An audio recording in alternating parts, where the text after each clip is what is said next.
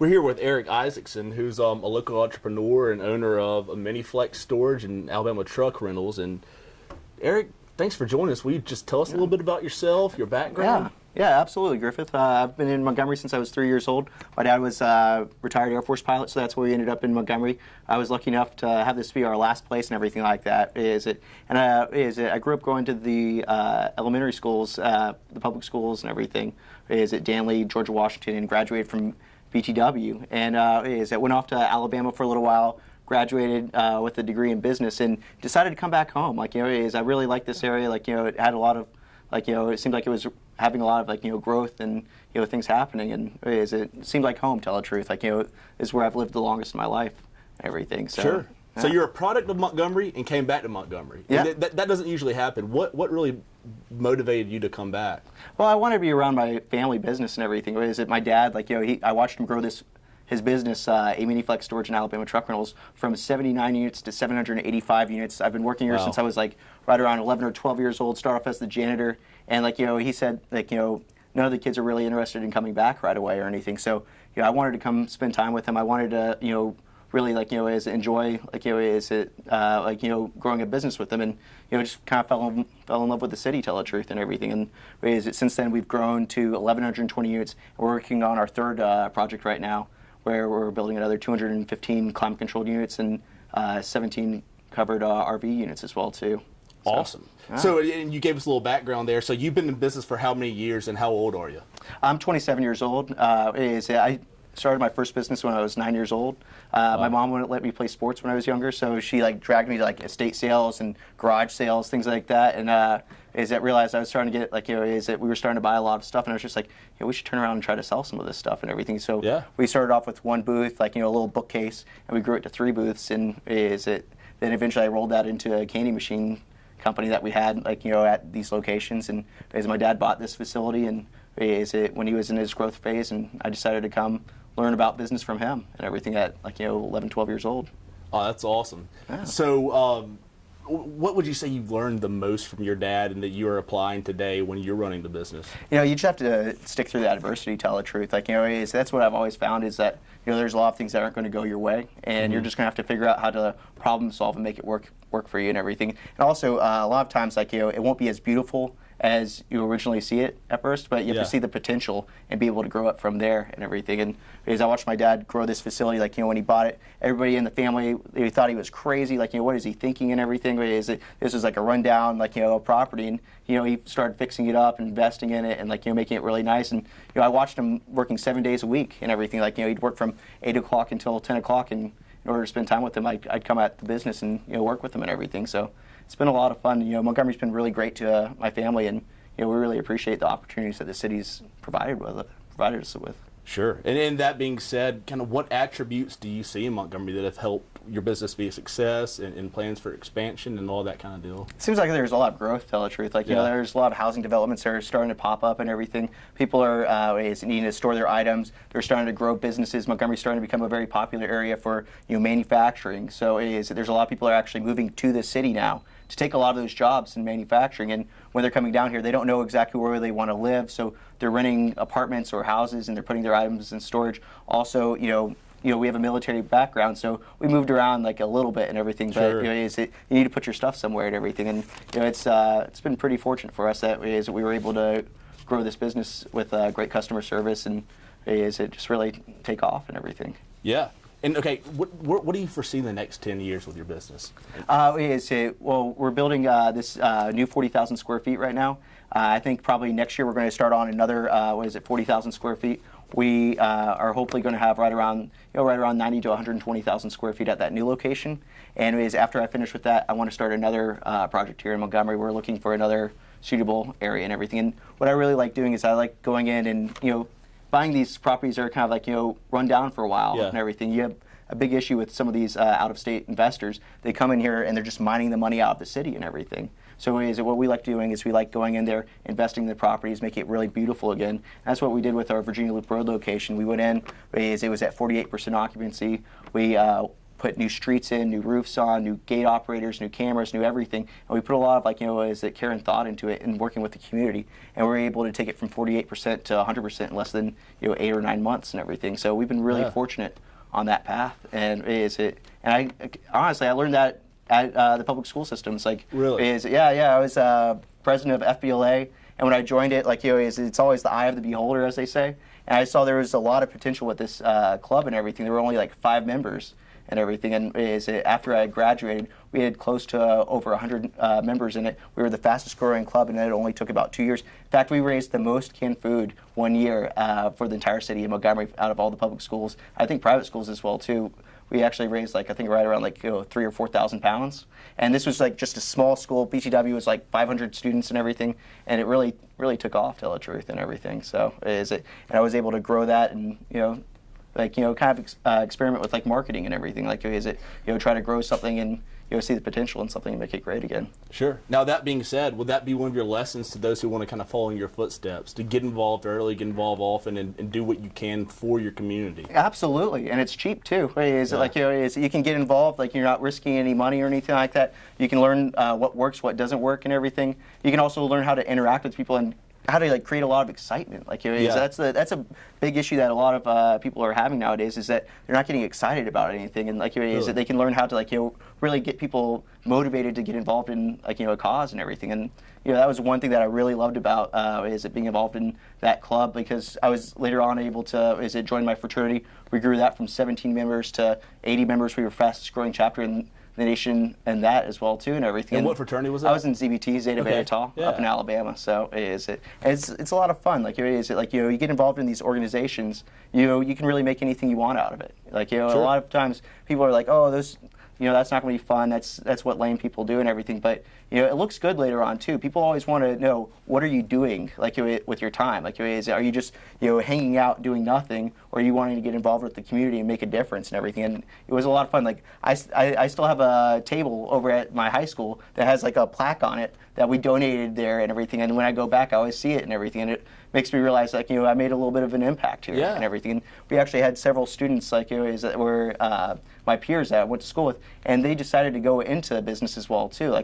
They never thought about being a business major, or starting their own business, and they actually went into it just because of that and everything. They saw how we would bring in speakers from the Chamber of Commerce, we'd bring in local entrepreneurs, and we were really lucky to have our advisor Jamani Warren. So it kind of let us do what we wanted with it, grow it in a positive light and everything. So. Yeah, he sounds like a true mentor to you and your fellow classmates. Would you say you had any other really great mentors along the way?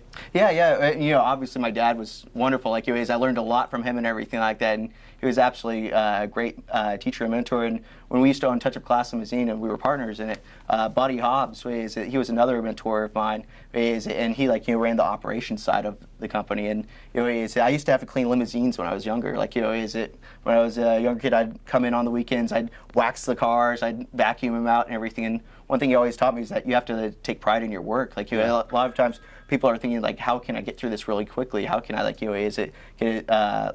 this really quickly without putting in much work? And 9 to 5, then done. Exactly. Yeah. And that's what really opened my eyes. I was probably 14 or 15 years old when he taught that to me, and it really changed my perspective and everything. I wanted to make sure people have the best experience. That way, we put in a lot of effort into it, and it showed. We're running at close to at 97% occupancy out of 1,120 units, when our competition is running in the 70s or 80s, and they're not willing to go that extra mile and everything like that. And we want to provide solutions for people and everything. So it's been a lot of fun.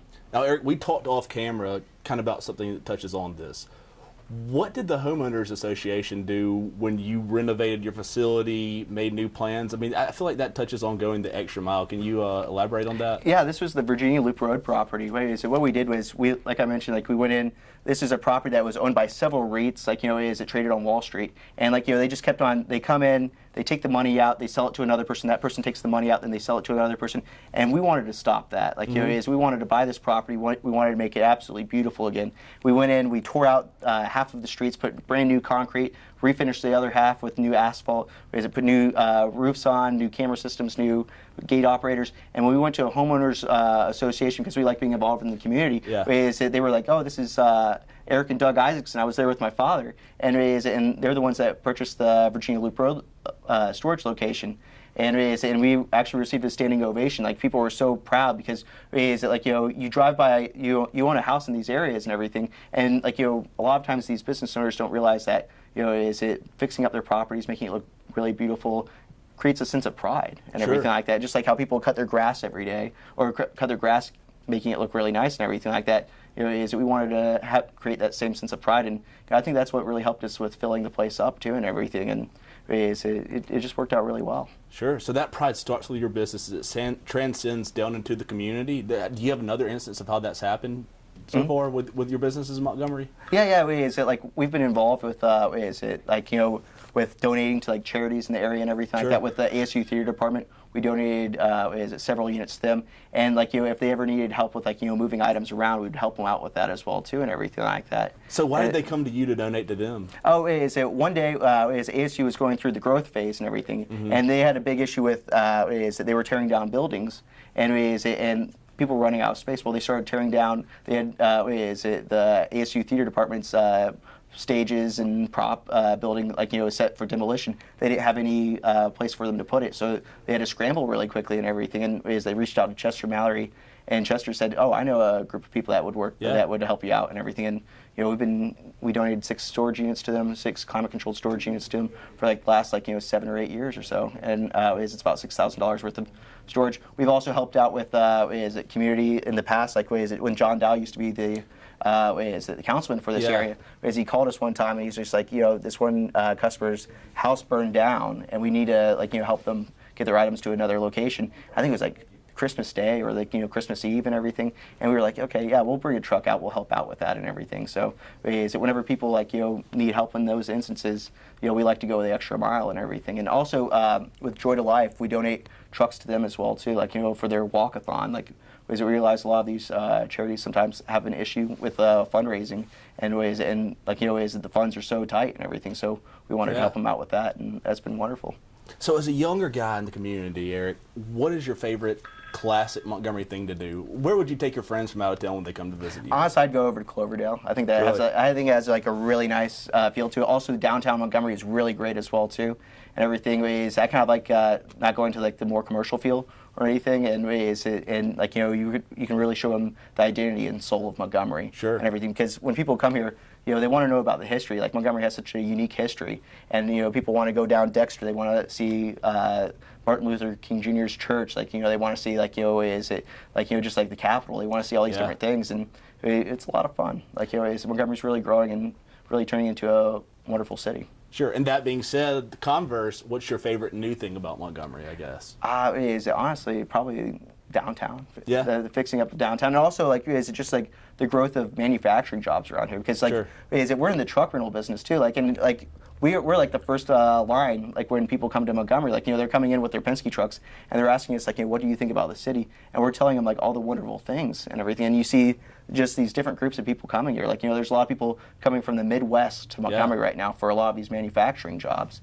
And it's really exciting. To see what's going on. There's a lot of these companies coming in and creating these new opportunities, and also the downtown internet hub. I think that's going to be really awesome. I think that's really huge. It's going to be a game changer, hopefully, for Montgomery, especially in cyber defense and everything. Hopefully, this will cause a lot of businesses to come here and create some great working job potentials. Because I think that's what's holding some people back from coming to Montgomery. They have this perception if I come to Montgomery, there's not going to be a good job for me or anything like that. Sure. And now Montgomery's setting itself to have any type of job, it's really working out really well. Now, do you see that impacting your business's bottom line? Yeah, absolutely. More people are coming here, moving to this area. They're upgrading their houses. They're storing items. We wouldn't be building this new facility if we didn't think Montgomery had potential, because it's a big risk. It's a big risk to grow. In fact, we've had people all over the nation now calling us because self-storage is an economic indicator that Really? growth is happening to an area, and it's driving people to that area and everything like that. So once we started announcing ours, then all of a sudden the Dollar General popped up, is being built in front of us, and they're building a lot more properties out in East Chase, and there's more subdivisions coming out and everything. So it's really exciting because and what that does is that brings a lot more investment into the area. Mm-hmm. So it's now, fun. and of course, I have to follow that question up since you mentioned it. How much, can we go through your expansion again, just so we might have an indicator of how much Montgomery could stand to grow soon? Mm-hmm. So we're building 215 units. That's pretty good sizable. And we're looking at adding another 60,000 to 80,000. That's going to be huge and everything like that. And I think that we're going to be adding close to maybe about 600 units, and that's a huge impact for Montgomery and everything. I think that what that goes to show is that a lot of people are moving to these new areas of town, and even to older areas of town as well too. They're moving back to areas to get more affordable housing. Mm-hmm. And I think that Montgomery's really poised to take off and everything. Sure. Final words. I just want to say thank you to the school systems in Montgomery, to tell the truth. Really? It really made a difference. I studied journalism at BTW, all these different things. I feel like I learned more in high school than I did in college, to tell the truth. Really? And that was a big thing. Yeah, with FBLA, being the president of that, being able to grow it from the 5 members to the 100 plus, learning journalism in high school and being able to write press releases. And I could tell I was leaps and bounds ahead of other students and everything like that at Alabama because of the great education I received at BTW and even at GW and Danley as well too. But BTW really helped me out big time. It allowed me to really kind of blossom into the person I am and everything because it can be tough sometimes in school. If you're motivated or you want to do great things one day and everything, Mm-hmm. a lot of kids will pick on you. Whereas BTW actually offered me the opportunity to kind of explore those goals and everything where, hey, it's not lame to actually want to grow up and be successful and everything like that. Right. So, I just really want to say thank you to those teachers and everything that really made a difference. So. Sure. Mm-hmm. Eric Isaacson, thank you for joining us. Thank you. Yeah, it was a pleasure. Thank you. Yeah. Appreciate it.